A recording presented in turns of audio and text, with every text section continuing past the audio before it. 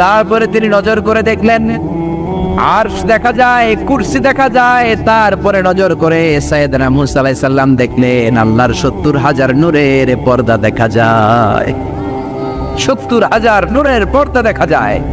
সেখান থেকে আল্লাহ গায়বী আওয়াজ দিয়ে বললেন, মুসা, লাস্ট ডেস্টিনেশনে চলে এসেছো, একেবারে ফাইনাল গেট। এই গেটের পরে আর ফিরে যাওয়ার কোনো জায়গা নাই।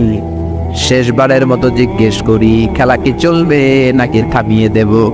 সাইয়েদনা মুসা বলে চলবে। সাইয়েদনা মুসা বললেন, কি চলবে? কি সাহস ওনার, কি শক্তি ওনার, কি মেধা ওনার, কি কিউরিসিটি ওনার, কি অদম্য আগ্রহ ওনার। উনি বললেন, খেলা চলবে। এত দূর এসেছি, পিছনে ফিরে তাকানোর মানুষ আমি নই, ঠিক কিনা?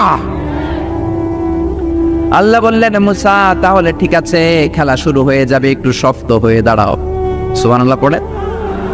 এই প্রথম আল্লাহ তার নূরের তাজাল্লির ফোকাস পৃথিবীতে ঢেলে দিবেন, এর আগে পড়ে নাই। আল্লাহু আকবার। সাইয়েদনা মুসা আলাইহিস সালাম শক্ত হয়ে দাঁড়ালেন। ফালাম্মা তাজাল্লা রাব্বুহু জাআলাহু দাক্কাও ওয়া খাররা মুসা সাইকা। ফালাম্মা তাজাল্লা রাব্বুহু লিল জাবাল, আল্লাহ বললেন, মুসা তবে একটা কথা শুনে রাখো, এত দুর্বল করে তোমাদের বানিয়েছি। ওয়া খলিকাল ইনসানু দাঈফা, মানুষ কি সবল নাকি দুর্বল? সবল না দুর্বল? দুইবার পাতলা পায়খানা হইলে চেহারার দিকে আর তাকানো যায় না, ঠিক কিনা? আজকের জান্নাতুন নাইম এপ্রিল বিশ্ব সুন্দরী, 20 বছর পরে বিশ্ব পেতনিও না, ঠিক কিনা? অসুস্থ হলে মানুষ দুর্বল হয়ে যায়, বিপদ আসলে মানুষ কাবু হয়ে যায়, বয়সের ভারে মানুষের চামড়াগুলো ঝুলে যায়। মানুষ কি সবল নাকি দুর্বল? জোরে বলেন, সবল নাকি দুর্বল? ও মুসা, শক্ত হয়ে দাঁড়াও। 70,000 নূরের পর্দার সবগুলো দেখাবো না, কতটুকু দেখাবে? মুফাসসিরিন ইকরাম হয়রান হয়ে গিয়েছেন, কি বলবেন এই তাফসীরের ব্যাখ্যায়। কেউ কেউ বলেছেন আল্লাহ তাআলা 70,000 নূরের পর্দার সবগুলো উঠায়নি, 70,000 নূরের পর্দার সবচেয়ে সামনের ছোট্ট যে পর্দাটা, তার সামান্য একটু উঠিয়েছেন। ফালাম্মা তাজাল্লা রাব্বুহু, কতটুকু তাজাল্লি দিয়েছেন নূরের তাজাল্লি? কোন কোন মুফাসসিরিন ইকরাম বলেছেন একটা গরুর নাকের ছিদ্র যতটুকু ততটুকু। কোন কোন মুফাসসির বলেছেন না না, এটা তো অনেক বেশি।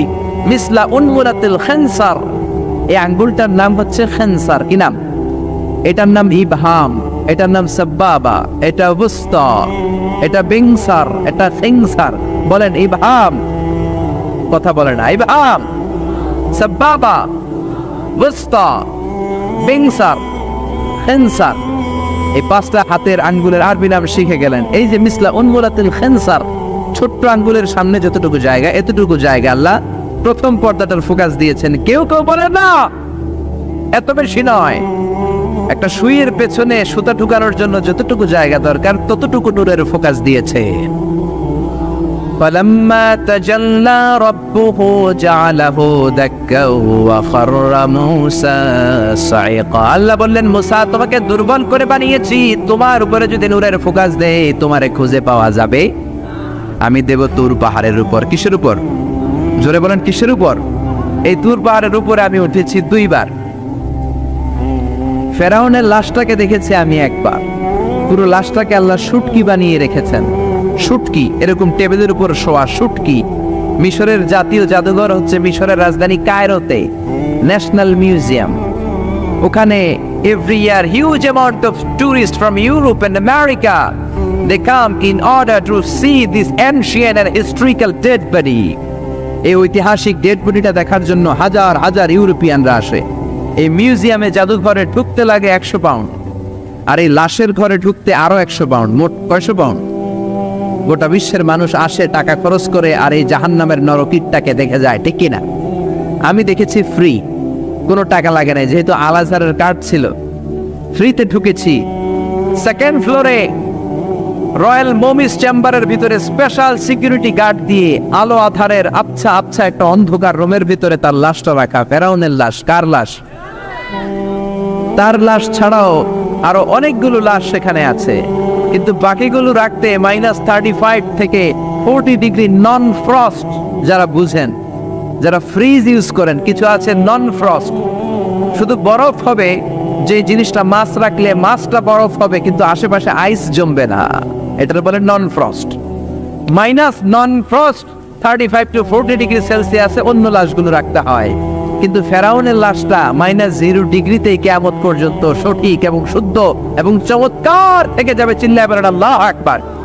কারণ ফেরাউনের লাশটাকে সংরক্ষণের দায়িত্ব নিয়েছে কে? এই তুর পাহাড়ে আমরা উঠেছি মধ্যরাতে, কারণ বাংলাদেশের পাহাড়গুলো মাটির পাহাড়। আপনি খাগড়াছড়িতে যান, আপনি বান্দরবান যান, আপনি ময়মনসিংহের গারো পাহাড়ে যান, আমাদের পাহাড় কি মাটির না পাথরের?